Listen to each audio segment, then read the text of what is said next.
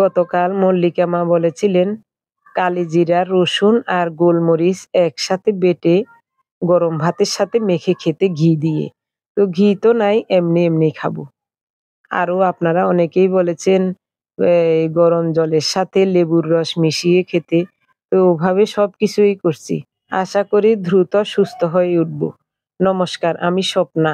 দেশ এবং দেশের বাইরে যে যেখান থেকে ভিডিওটি দেখছেন, আপনাদের সবাইকে অনেক অনেক শুভেচ্ছা। স্বপ্নাস ব্লগে সবার আমন্ত্রণ।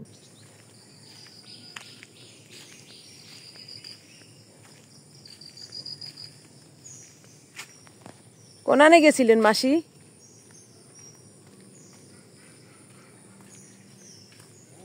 কোনে গেছিলেন?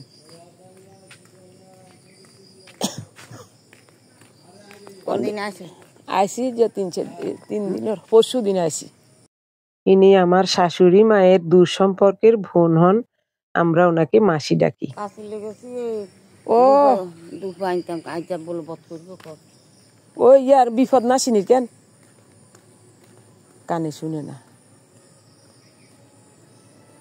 একেবারেই কম শুনে। জোরে চিৎকার করি কথা বললে তখন কানে শুনে।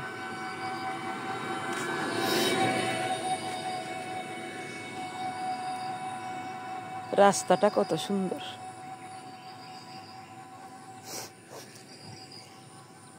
গতকাল রাতে আমার একটু ঘুম হয়েছিল। ঘুমাইছি সেই সন্ধ্যার সময়, প্রায় 9:30টার দিকে ঘুম আসছি। তো আবার 4টার দিকে জেগে গেছি। আর ঘুম আসছে না, পিঠে ব্যথা করা, তখন উঠে গেছি।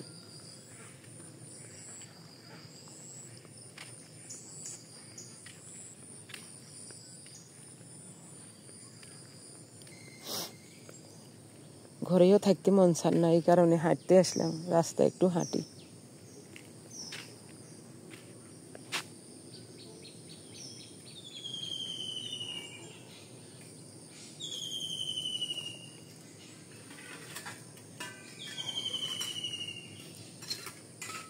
অনেক মানুষ ব্যবহার করে, ঘাটলাটাও এদিকে ভেঙে গেছে। এমনি ভিতরের দিকে ভালো আছে, সামনের সাইডের একটা সিঁড়ি ভেঙে গেছে।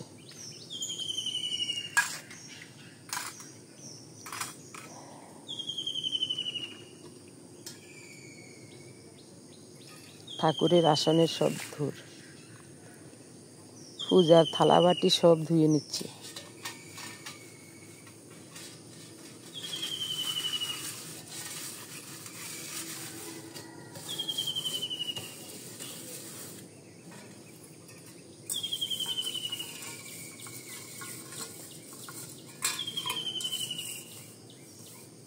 ও মাসি, এগো গরু নাই? গরু নাই?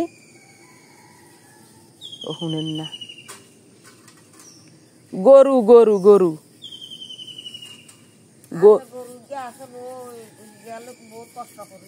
ও আমারে মা।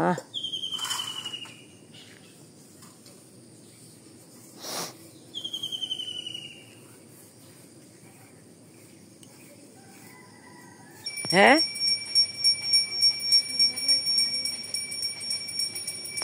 বৃষ্টি আইয়ের।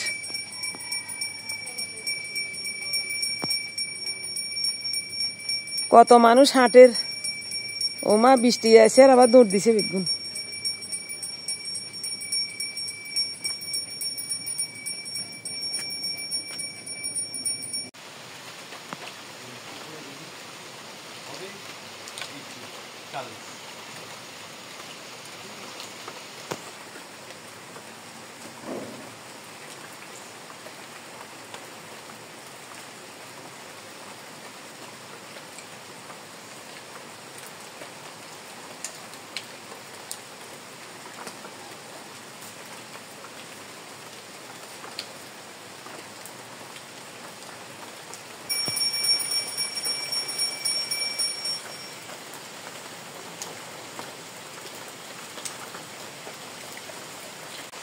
আকাশ মেঘাচ্ছন্ন, এই কারণে বোঝা যাচ্ছে না। এখন ভোর 6টা বাজে, ঠিক 6টা। আমাদের বাড়ির বৌজিদের স্নান হয়ে গেছে। প্রতিদিনের মতো নতুন একটি পর্ব সাজানোর প্রয়াস করছি। বাস্তব সব চিত্রগুলি নিয়ে আশা করছি আপনাদের সবার ভালো লাগবে। তাই অনুরোধ রইল পর্বটি প্রথম থেকে শেষ পর্যন্ত দেখুন। আপনি যদি আমাদের চ্যানেলে নতুন হয়ে থাকেন, সম্পূর্ণ পর্বটি দেখার পর যদি একটু ভালো লাগে, আমার অনুরোধ রইল চ্যানেলটি সাবস্ক্রাইব করে আপনার মূল্যবান মন্তব্যটি লিখে জানাবেন। উঠানে অনেক পাতা পড়ে আছে, আম গাছ আছে তো উপরে পাতা পড়ে আছে। ওই পাতাগুলি আবার খুঁটে খুঁটে সরাই দিলে বৃষ্টির জলে ধুইয়ে উঠানের মাটি চলে যাবে। এই কারণে কেউই বর্ষাকালে উঠান ঝাড়ু দেয় না, যতদিন বৃষ্টি থাকে ততদিন ঝাড়ু দেয় না। আমি এসেও ঝাড়ু দিই না।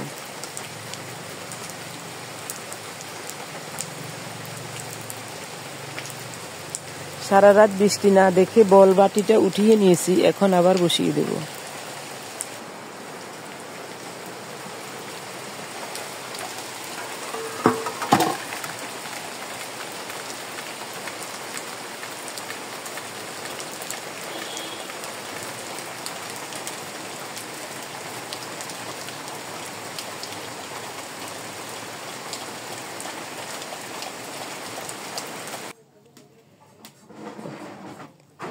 এত তাড়াতাড়ি রান্না বসা দিছেন দিদি? ও, পুষ্পিতা আর বউ নিরামিষ খাবো। আলু কি দিবেন?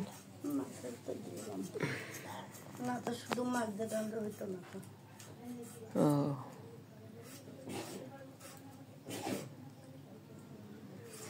এই দিনাজপুর আলু কদুগুন এনেছেন তাহলে? 20 কেজি না আরো বেশি? আমরা তো 20 কেজি আগের দেবাইতে দিছি 10 কেজির উপরে। আম দিছি, সিরা 2 কেজি দিছি, ইয়াইতে 5-4 কেজি সিরা দিছি। আমার বাইরের গাছের তো পারে দিছে। আমার কি নিয়ে আনেন? না আম কিনা লাগানো, পনতে দিছে।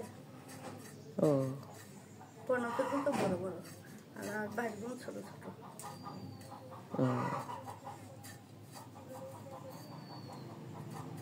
এই বছর আমরাও খাইছি, অনেক আম খাইছি।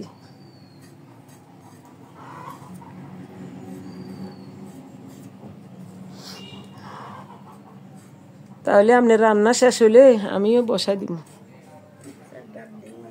হ্যাঁ, ডাক দিয়েন। ডাক দন লাগতো না, আমি চলি যাই। আমি শুধু লইট্টা মাছের ঝাল করুম আর পেঁপে আলু ভাতের সাথে সিদ্ধ করুম, ব্যাস। আর কিছু রান্তাম না, স্বাদও লাগে না, মুখে স্বাদও নাই। আচ্ছা দিদি, ভালো কথা, এ রাজু ডাক্তার সকালে বসেনি? কতক্ষণে?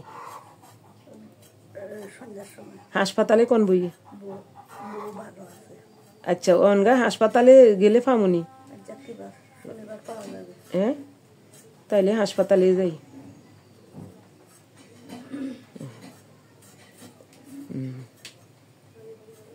বউ কি হাসপাতালের ইয়ে থাকে কেন? না, ডাক্তার তো ঠিক আছে, থাকেও ইয়ে নি। ও, না চিন্তা করলাম রাজু ডাক্তারের কাছে যাই, হুদা হুদা এনে ওষুধ খাইতে ভালো না, পুরা শরীর শুধু ব্যথা করা, শুধু ব্যথা, জ্বর নাই, শুধু ব্যথা করা। বই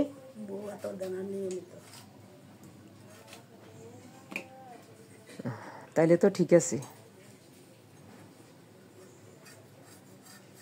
তালের গুড় দেখাইছেন কিরকম চাই? খাই বলেছেন? 3-4 কেজি দিছে।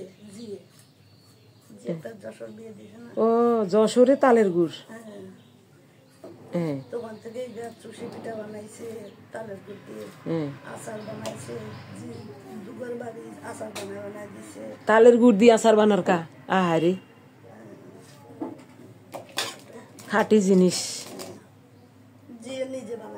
আমি কোনোদিন তালের গুড় দেখিও না।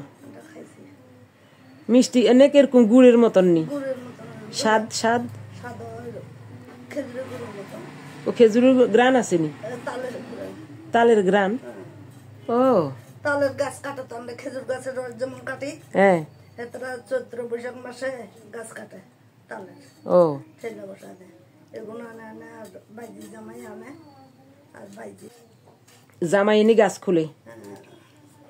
ও বাবা, তাল গাছে উডন কি সহজ ব্যাপার নি? মনে হয় ইয়া বান্ধি রেখছে কেন?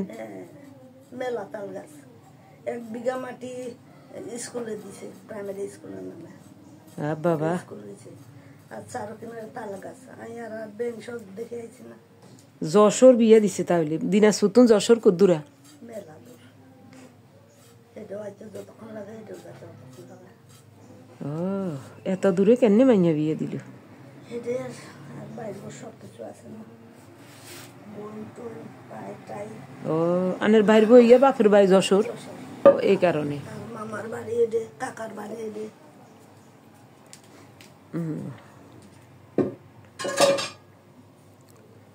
কদিন থাকছিলেন এদেশে?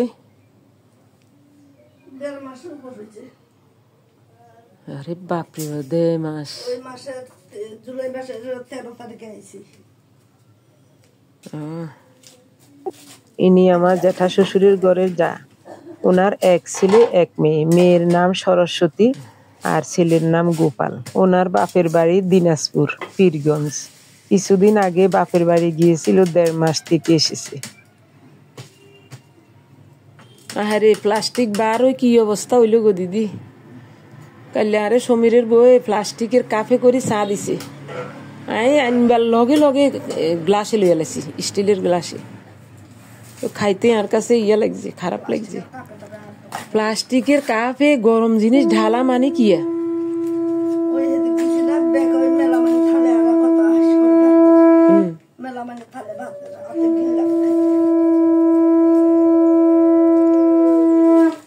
বাহ, বই তো কি সুন্দর শঙ্খ বাজাইতে জানে।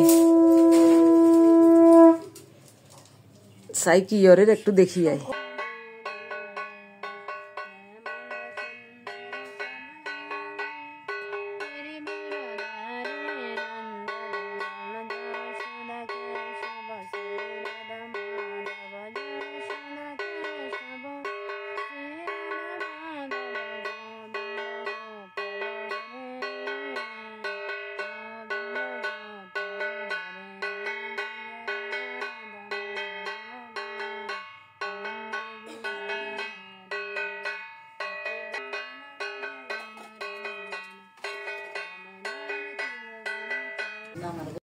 গোপালের মা দিদির রান্না শেষে আমি রান্না বসালাম। লইট্টা মাছের ঝাল, আর ভেজে নিয়েছি রসুন, কালিজিরা আর গোলমরিচ। এগুলি পাটায় মিহি করে বেটে নেব। গতকাল মল্লিকা মা কমেন্টস করে বলেছিলেন মাসিমা এভাবে করে ভর্তা করে গরম ভাতের সাথে ঘি দিয়ে মেখে খাবেন।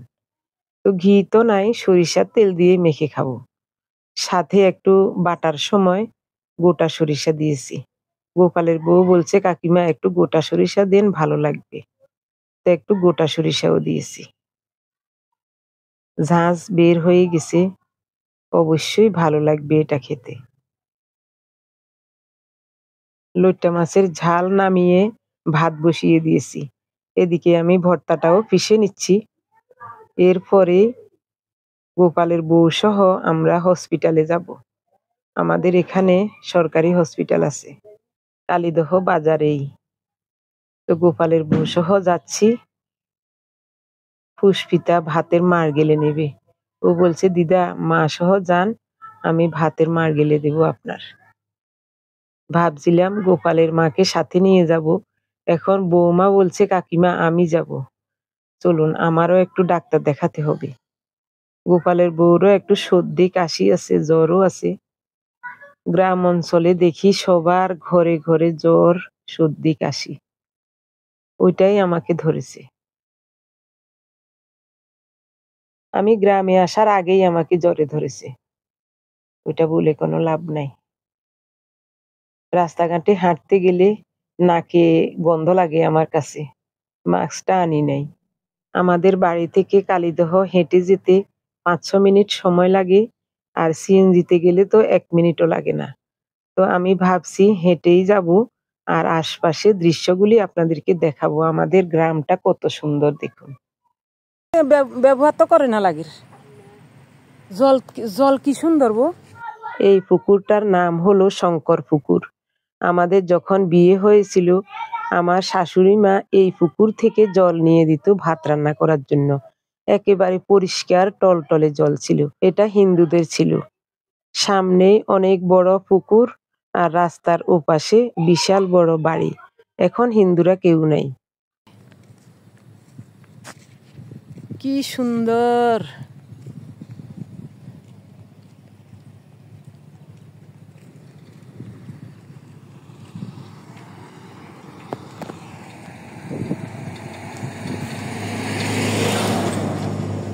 এখন গ্রাম অঞ্চলে কেউ কাঠের ঘর করে না।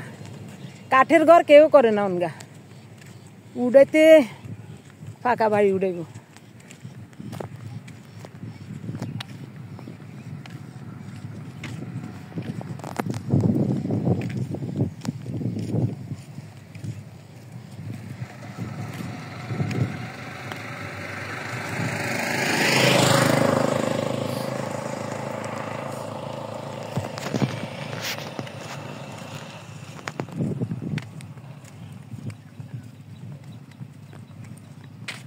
হ্যালো, ভালো আছেন নি? কৌশলে আছেন নি গো? কৌশলে নাই ভাই, হিলে না ডাক্তারের কাছে যাই। ওষুধ বেয়ারাম দৈনিক গেছে বেয়া করে জ্বর কাশি। হ্যাঁ, এই একটা কাশি সতীতে বলো 50-60 জনের এই রোগ এটা। জ্বর আর কাশি, জ্বর আর কাশি। খাওয়া যায় না, মুখে কিছু নিতেও হয় না, খাইতে আমি মনে কর না। এখন দে ওই বাড়িতে আছে রোয়ার উই বেলায় আইসি আর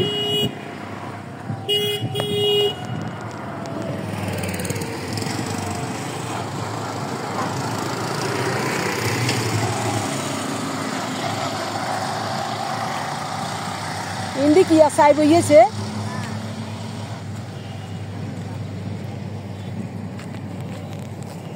জল ফাঁসি বের বড়।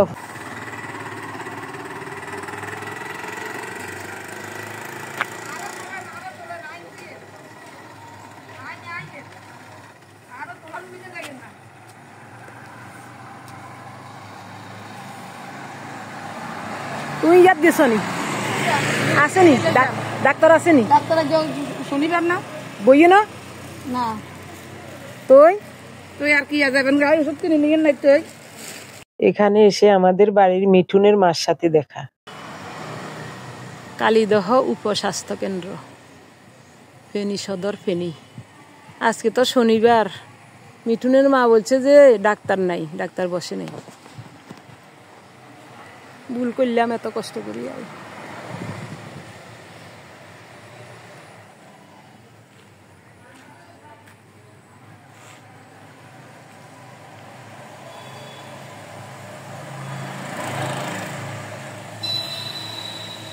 কালীদহ বাজার। মিঠুনের মা নিষেধ করা সত্ত্বেও আমরা হসপিটালের ভিতরে আসলাম। এখানে এসে দেখি আরো কয়েকজন মহিলা বসে আছে। তো যিনি আয়া মাসি বসে আছেন ওনাকে জিজ্ঞাসা করলাম ডাক্তার আসবেন কিনা। উনি বলছেন আসবেন, এমবিবিএস ডাক্তার একজন আসবেন। এই কথা শুনে আমরা দুইজনও অপেক্ষা করলাম। উনি বলছেন অল্প কিছুক্ষণের মধ্যে এসে যাবেন। আমরা 10 মিনিটও অপেক্ষা করি নাই, ডাক্তার এসে গেছেন।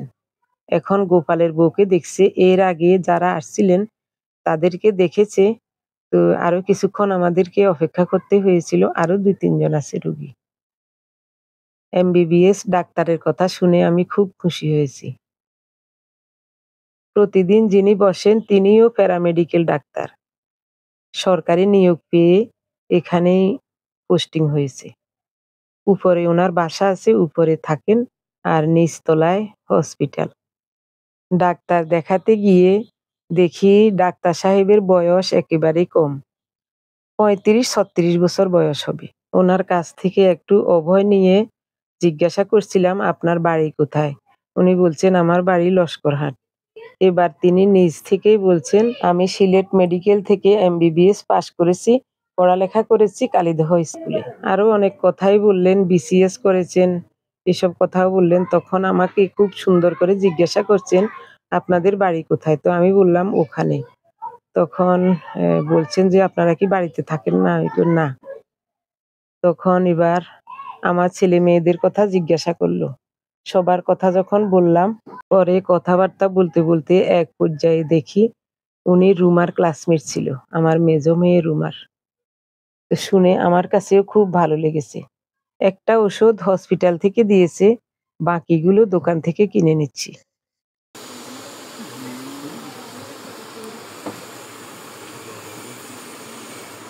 ট্যাবলেট এগুলি একটা কত করে হয়েছে? ওরে বাপরে, সাংঘাতিক। 135।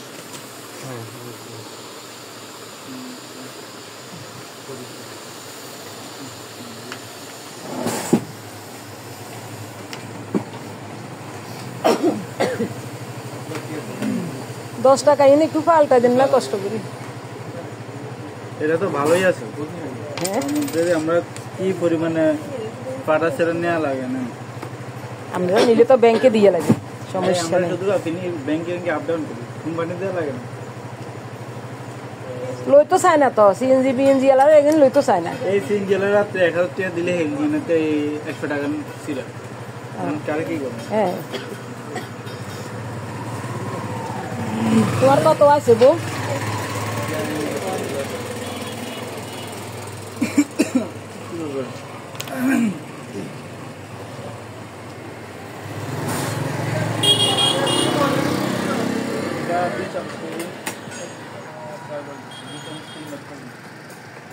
রোডের কারণে কত সুন্দর লাগে দেখতে বাজারটা। বাজার তো মনে হয় মিলিও না।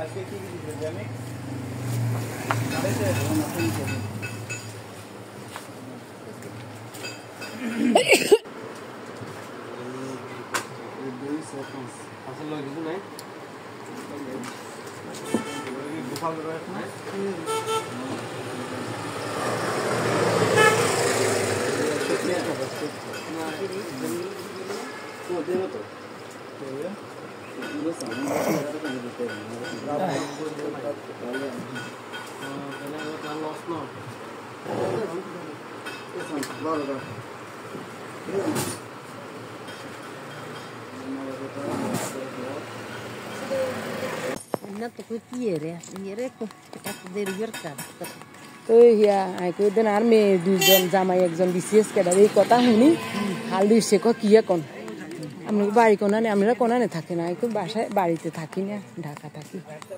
তো মেয়েরা কোনানে এখন, জামাই কোনানে এখন জিজ্ঞাস হরে এবারে খোঁজ লই তো সাইদেন এক স্কুলে হয়েছে, কালীদের স্কুলে হয়েছে। হাতে কয় টিনে আছে না, টিনেও ভালো ছাত্রী আছিল, টিনাদের সাথে একসাথে পড়ালেখা করছে। তাই তো টিনার লগে তো আমার রুমাও করছে। ও কততম বিসিএস কেছে হয়ে গেছে 38তম। ঠিক আছে তাই।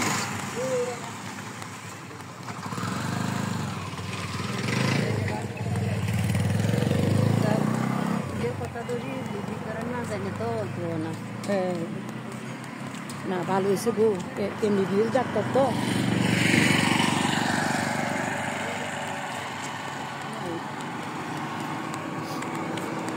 শীতলা পূজার সময় আইতাম, শীতলা মায়ের গাছ। হ্যাঁ হ্যাঁ আচ্ছা ঠিক আছে, সোমবারে আম শিবের মাথায় জল ঢালুম কেন। ঠিক আছে।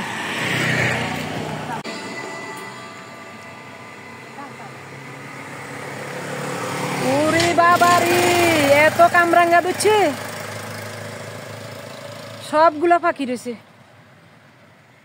দেখছো নি। খায় না তো কেউ, কামরাঙ্গা ফলে ক্ষতি করে, এই কারণে খায় না।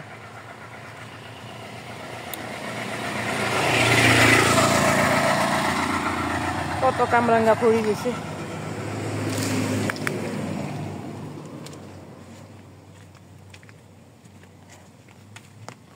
জমিনিতে রোয়া লাগাইতো না, ওই ভাদ্র মাসে লাগাইব মনে হয়।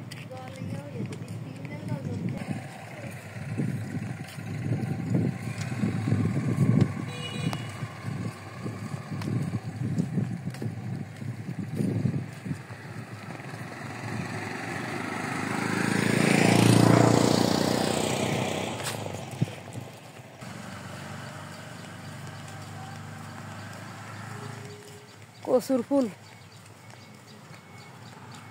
কচুর ফুল খাইতে কত স্বাদ। অ্যালার্জি।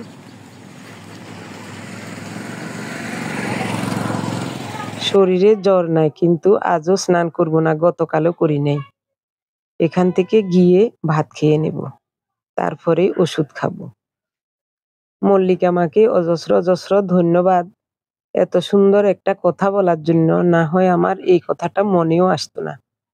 রসুন, কালিজিরা এবং গোলমরিচের ভর্তা খেতে, এটা অবশ্যই ভাইরাস জ্বরের জন্য অনেক উপকার হবে। খেতেও ভালো লেগেছিল। খাওয়া দাওয়া শেষে ওষুধ খেয়ে নিলাম। রান্নার সময় এক পাতিল জল ভালোভাবে ফুটিয়ে ফ্লাক্সে রেখে দিয়েছি। ঠান্ডা জল আজ কয়দিন খাচ্ছি না, গরম জলে খাচ্ছি। এ কারণে শরীরটাও একটু ভালো আছে, তবে গায়ে ব্যথা। ডাক্তার সাহেব বলেছেন ওষুধটা নিয়মিত খান, চলে যাবে। যদি না যায় অ্যান্টিবায়োটিক লিখে দিয়েছেন। 3 দিন পরে যদি দেখেন যে এই অবস্থা, তখন অ্যান্টিবায়োটিক খাবেন।